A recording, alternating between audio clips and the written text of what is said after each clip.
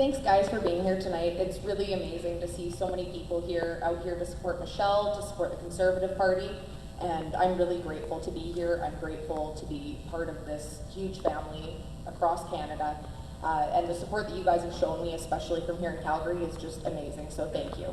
I'd also like to say thank you to Michelle, and I can't express how grateful I am for her mentorship, for inviting me here to speak. This has been an absolutely amazing experience. So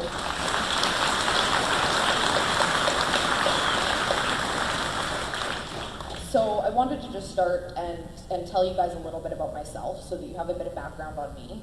I'm a tattoo artist. I own a tattoo studio in Kitimat, British Columbia. I've lived there for about 8 years, and I'm originally from Vancouver. I moved up there 8 years ago because my life was really starting to spiral out of control in Vancouver. I was homeless, I was addicted to meth, and I had a really hard go of it there, and I needed a fresh start, and by the grace of God, I found it in Kitimat, and I'm proud to say that on Tuesday I'll be 8 years clean.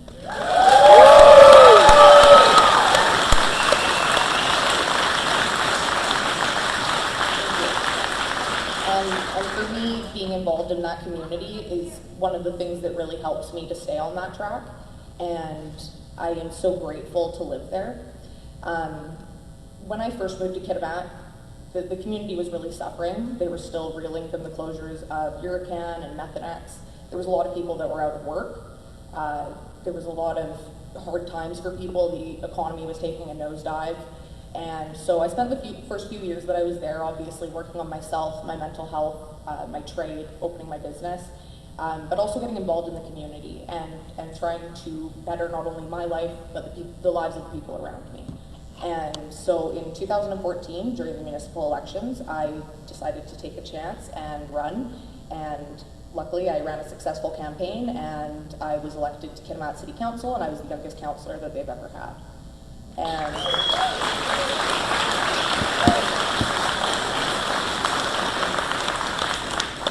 And the reason I wanted to run is because I love my community and I wanted to help them, and I wanted to give the people of Kitimat a voice for the people that felt like they didn't have one, for the struggling business owners, because I understood what that felt like, for the young people that felt like they didn't relate to politicians that they saw.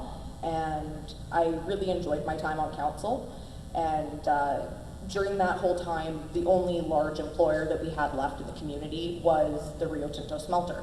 So they began a large modernization project, and the community boomed overnight. It was amazing. It was really wonderful, but I also knew that it wouldn't last long. I knew that we had to prepare for what was coming ahead when the project began to ramp down, and that's kind of when I started on council.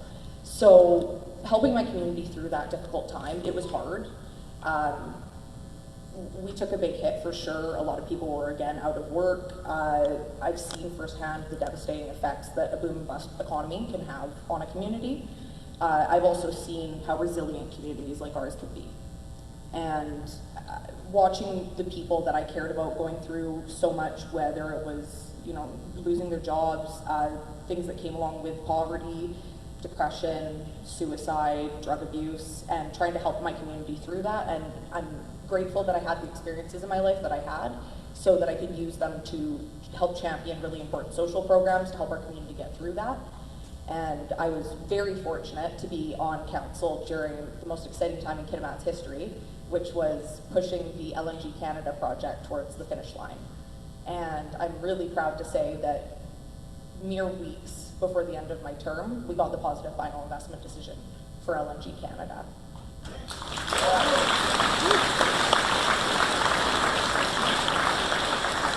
And that project was so important, not just for my community, not just for Kitimat, not just for the Haisla Nation, but for Canada in general. It is the largest private sector investment in Canadian history.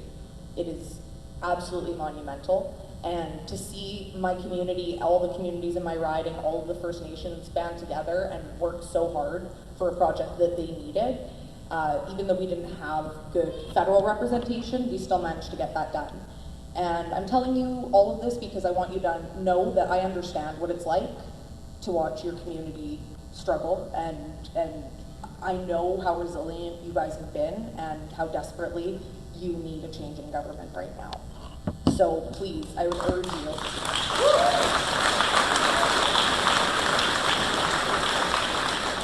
Make sure that you support Michelle. You have no idea how lucky you are to have a candidate like her.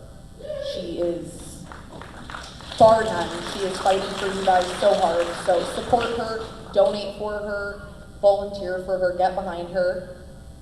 Let's turn this country blue again, get some projects built, and get people back to work.